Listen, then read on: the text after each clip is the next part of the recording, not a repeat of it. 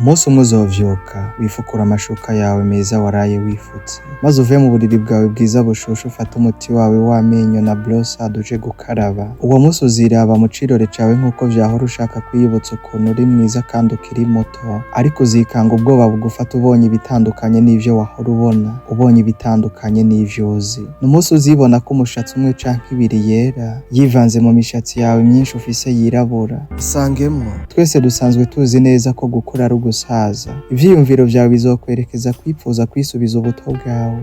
Uzumva amenga ushitse kw'iherezo ry'ubuzima bwawe. Uzisanga wipangiye urerewe wenyene, maze wiha imisi mu ndwi ugomba kuzinduka muri siporo. Uzobikora atari uko bikunze, ahubwo uzobikoreshwa no kwirinda gusaza. Uzisanga uriko urabikora nk'uno mutamakazi kuva dutangura ino nkuru ubona ariko ariruka. Ivyiwe n'ubu tukaba tutazi aho biza kurangirira. Isangemwo, biragoye kwakira inkuru y'ubusaza, ariko menya ko kurya tutavukiye rimwe ni nako tutazosazira igihe kimwe. Isangemwo nawe rero, isangemwo nawe mukobwa mwiza, nawe musore mwiza. Nta bwiza buhoraho ntitukishimira ubwiza bw'umubiri n'imitagato dufise muri ino misi. Menya nanje menye ko dusaza duhinduka. Ubuto bwacu niyo tuva siyo tuja, iyo tuja ni mu busaza. Isangemwo, enda nimuze duhana ivyiza tukiri bato beza, kuko imisi n'isi vyo bitubikiye vyinshi kandi vyiganjemwo gusaza. Kandi inshuti yanje ndakwibutse ko ata busaza ashaza, biruka ariko ari nako kandi ndakwibutsa ko nushaka kugera kure uzujane n'abandi,